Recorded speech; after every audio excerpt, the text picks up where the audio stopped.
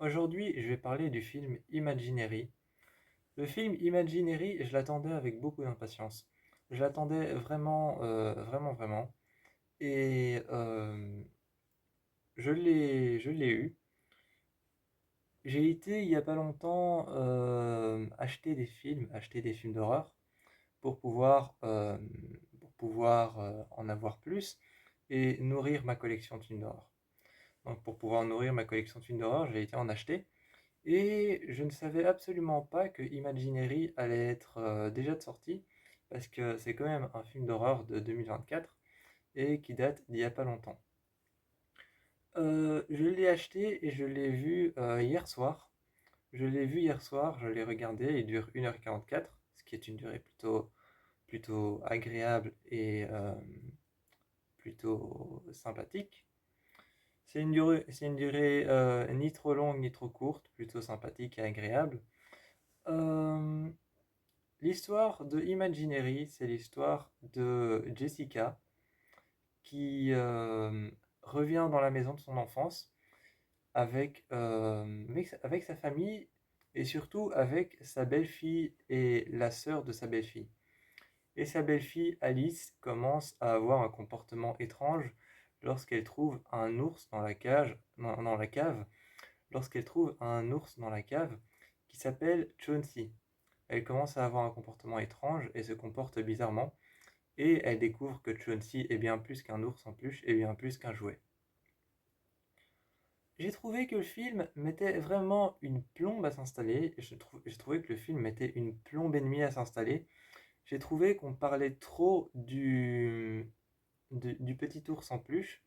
J'ai trouvé qu'on parlait trop de l'ourson en peluche. J'ai trouvé qu'on était trop autour de cet ours en peluche et que le comportement de la fille Alice qui agit bizarrement n'agissait pas si bizarrement que ça.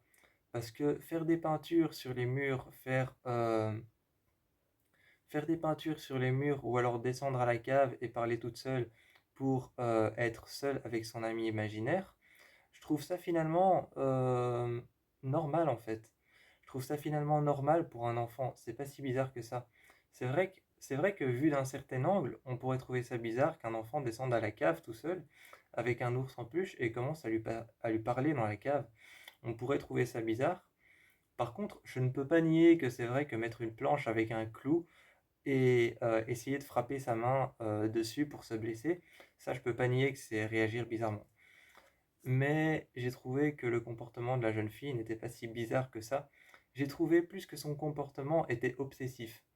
J'ai trouvé que son comportement était plus obsessif par rapport à cette peluche que bizarre et étrange.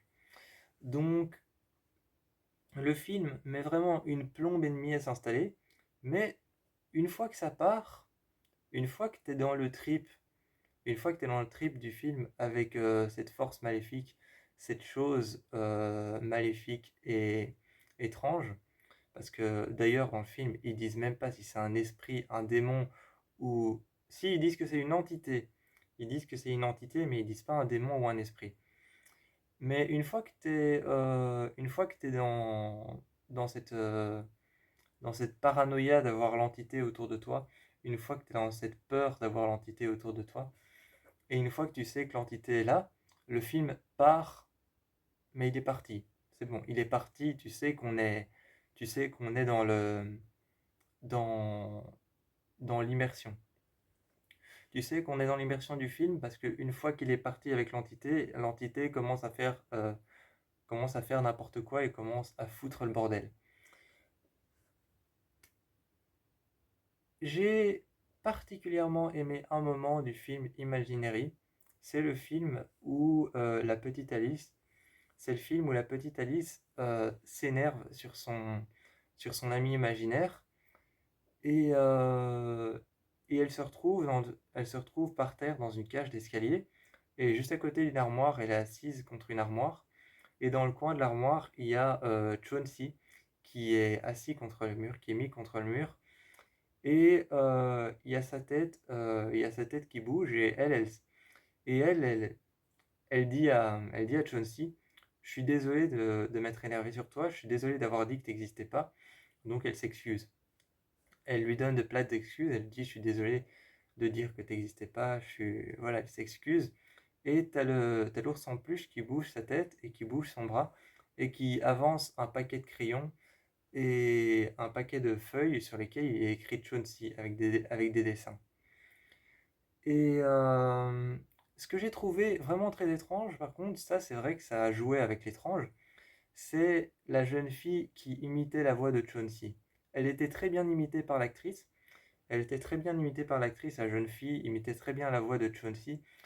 Surtout que ce que le film Imaginary a fait, c'est que chaque fois qu'elle parlait avec Chauncey et que pour parler avec son ours en peluche, avec son ami imaginaire, chaque fois qu'elle discutait avec lui, elle imitait sa voix, mais chaque fois qu'elle imitait sa voix, la caméra était soit de dos à elle, soit était à côté d'elle, mais de manière à ce qu'on ne voyait pas sa bouche bouger. Donc, t'étais un peu dans l'incertitude, t'étais un peu dans l'incertitude que ce soit elle ou que ce soit Chauncey qui parlait. Parce que soit la caméra était à côté d'elle et tu voyais pas sa bouche bouger, soit la caméra était derrière et tu voyais pas sa bouche bouger. Donc ça aussi c'était bien. Le film est évidemment par les réalisateurs de Five Nights at Freddy's et Megan. Euh, il est plutôt sympa, il est plutôt agréable. Euh, le monde dans lequel tu te retrouves, le monde de l'imagination à la fin du film dans lequel tu te retrouves, est particulièrement flippant. T'as toutes ces portes qui s'ouvrent. Et d'ailleurs, il y a deux couloirs. À un moment, il y a deux couloirs dans lesquels Jessica se retrouve coincée. Et il y a toutes les portes qui s'ouvrent quand elle arrive dans ce couloir. Et elle part dans le deuxième couloir qui est à côté. Et il y a toutes les portes qui s'ouvrent aussi. Ça, je crois que c'est une référence. Je crois que c'est une référence à Insidious. C'est une référence à Insidious avec le lointain et avec toutes les portes qui sont ouvertes. Euh, J'ai vraiment trouvé que la fin du film était très survivaliste. J'ai trouvé que la fin du film était très survivaliste au travers des souvenirs d'enfance. Au travers des souvenirs d'enfance, t'es dans ce monde très étrange. Et c'est vraiment un endroit très survivaliste parce que tu dois affronter tes souvenirs. Et tes souvenirs, c'est tes souvenirs. Tu dois affronter les souvenirs de Alice, tes souvenirs à toi. Et j'ai beaucoup aimé le retournement de situation qu'il y a au milieu du film aussi. J'ai bien aimé le retournement de situation qu'il y a au milieu du film quand il y a une psychologue qui arrive pour parler à Alice. Il y a une psychologue qui arrive pour parler à Alice et pour parler à Alice de Chauncey et aussi pour parler à Chauncey, essayer de parler avec lui. À ce moment-là, il y a Alice qui installe Chauncey, la peluche, à côté d'elle et qui fait parler Chauncey avec la psychologue, donc qui imite sa voix. Et quelques scènes après, il y a Jessica qui se pose des questions et qui demande à tout le monde: Est-ce que tu as vu le nounours? Est-ce que tu as vu le nounours? Est-ce que tu as vu l'ours en peluche? Elle demande ça à tout le monde et finalement tout le monde lui répond: Mais il n'y a pas d'ours en peluche, c'est un ami imaginaire. Et alors, tu as les mêmes scènes qui reviennent, t'as les mêmes scènes qui reviennent en flashback et qui montrent la jeune fille qui installe rien du tout en fait. Elle installe rien du tout, elle fait semblant de poser sa main et il n'y a pas de nounours en peluche. Et quand elle était aussi en train de parler à Liam, l'un des personnages qu'on voit très peu, c'est le voisin d'à côté. Et quand elle était en train de parler à l'un des personnages qu'on voit très peu, Liam, eh bien, elle tenait son ours en peluche et lui, il tenait un bocal d'insectes morts. Et elle, et elle, la petite fille Alice, elle lui a dit: Rends-les-moi, c'est pour Chauncey parce que Chauncey a tout le temps faim. Et justement, on revoit ce même flashback où elle est en train de lui parler et elle lui dit: Rends-les-moi, c'est pour Chauncey, il a tout le temps faim. Et elle ne tient rien du tout, elle fait juste semblant de tenir quelque chose. Et elle a rien en main. Et donc tout le monde lui dit: Mais non, c'est un ami imaginaire. Et c'est grâce à ce retournement de situation qui est super bien fait qu'on se rend compte qu'en fait, l'ami imaginaire de Alice, qu'on se rend compte que l'ami imaginaire de Alice est un lien avec l'ami imaginaire de Jessica. Je vous montre pas vraiment la fin, mais il y a un lien entre l'ami imaginaire de Jessica et l'ami imaginaire de Alice. Je vous laisserai découvrir, je vous laisserai découvrir le retournement de situation. Il est plutôt bien fait. Par contre, un truc qui m'a laissé un peu, comment dire? J'étais un peu genre pourquoi? La jeune fille a dit qu'il s'appelait Chauncey, que c'était un ami imaginaire et qu'il avait tout le temps faim. C'est un ami imaginaire, il a tout le temps faim et il existe. C'est pas un peu la description même, c'est pas un peu la description même d'une entité démoniaque. Donc, les personnages de ce film sont bien. D'ailleurs, les personnages de ce film, c'est l'un des premiers films d'horreur que j'ai vu où les personnages sont pas trop cons. Les personnages sont pas trop cons, ils sont encore compréhensibles et ils réussissent très bien à comprendre comment fonctionne l'entité. Ils sont pas trop cons, ils font pas des trucs trop débiles. Mais quand elle dit Chauncey a tout le temps faim et il veut tout le temps manger, et quand elle leur dit qu'il est pas imaginaire, si quelque chose n'est pas imaginaire, qu'il a tout le temps faim et qu'il veut tout le temps manger, c'est pas un peu vraiment la description même d'une entité maléfique ou d'une entité démoniaque? Et le personnage de Jessica agit de la même manière que sa belle-fille Alice. Et quand elle lui offre des cookies, hein, parce qu'à un moment elles sont à la cuisine toutes les deux, et elle lui offre des cookies, et t'as Alice qui demande est-ce que je peux avoir une assiette pour Chauncey, et elle lui en met quelques-uns sur une assiette, elle lui donne, elle lui sourit, et t'as Alice qui dit et pourquoi est-ce que Chauncey veut une assiette, et t'as Jessica qui dit parce que Chauncey a tout le temps faim. Donc voilà, donc ça c'est le seul truc que j'ai pas compris, parce que dire ça c'est un peu décrire une entité maléfique. Et, euh, et aussi, chose que j'ai trouvé bien, c'est que en même temps, j'ai toujours trouvé que les meilleurs films d'horreur, c'était les films d'horreur avec des écrivains et des écrivaines. Les meilleurs films d'horreur, c'est toujours ceux avec des écrivains et des écrivaines. Et chose que j'ai trouvé bien, c'est que le personnage de Jessica, elle crée des livres pour enfants, et elle crée un livre pour enfants qui s'appelle Simon l'araignée, je pense. C'est ça. Elle crée un livre pour enfants qui s'appelle Simon l'araignée. Et à un moment, il y a Alice qui vient la voir dans son atelier où elle fait les planches de ses livres. Et elle est en train de réfléchir. Et il y a plein de dessins de Simon l'araignée sur le mur. Et il y en a un qui est encore en noir et blanc de Simon l'araignée. Et t'as Alice qui dit il est terrifiant celui-là, tu devrais le détruire. Et puis alors elle se retourne et elle lui montre quelques livres qu'elle a déjà faits de Simon l'araignée et quelques planches. Et elle lui explique qu'en fait Simon l'araignée est très gentil. Il y a aussi un passage que j'aime bien où ils auraient dû se rendre compte encore une fois que c'est une entité maléfique. Un moment, t'as Alice qui part avec son ours en peluche en main et qui parle de Liam, ce jeune qui vit à côté dans la maison d'à côté. Et comme il l'a embêté, t'as Alice qui se retourne vers sa sœur et qui se retourne vers Jessica et qui dit t'as raison, moi non plus je l'aime pas, tu devrais le manger. Est-ce que dire à son ours en peluche, à son ami imaginaire, oui, t'as raison, moi non plus, je l'aime pas, tu devrais le manger, c'est pas un peu dire que cet ours, c'est une entité maléfique? Donc voilà, même si le film avait l'air très transparent, une fois qu'on était dans cet endroit imaginaire, c'était terrifiant. Surtout que les créatures dans l'imagination étaient identiques à la réalité. Les, les personnes qui avaient dans le monde imaginaire de Chauncey étaient identiques à la réalité parce qu'en fait, c'est les souvenirs d'Alice.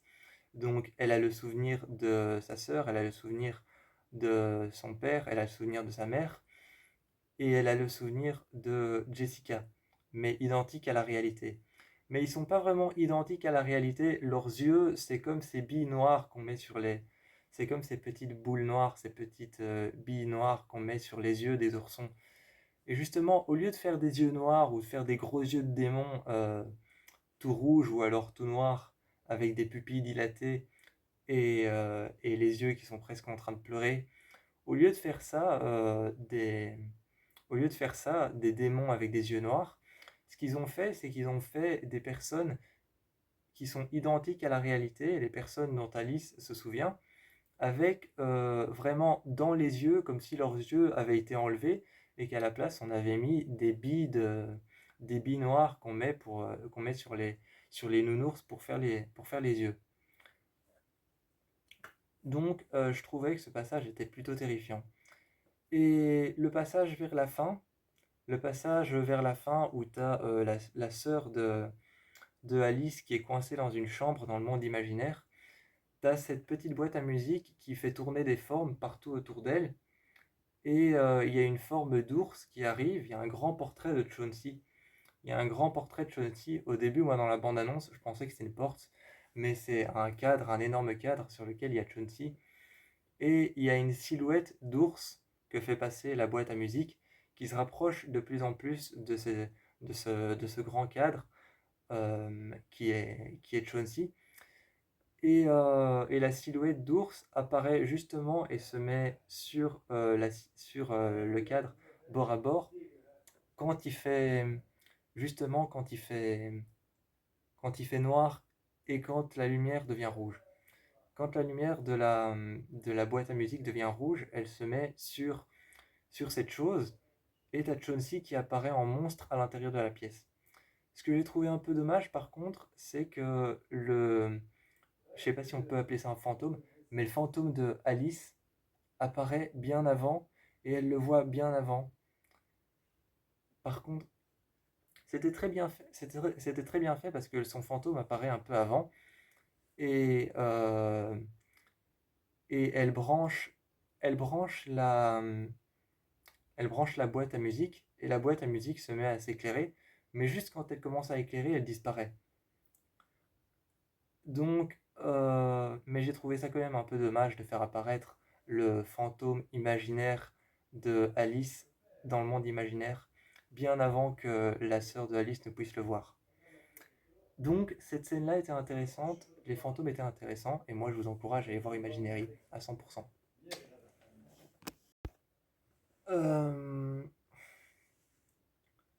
Euh, donc, petite parenthèse avant la fin.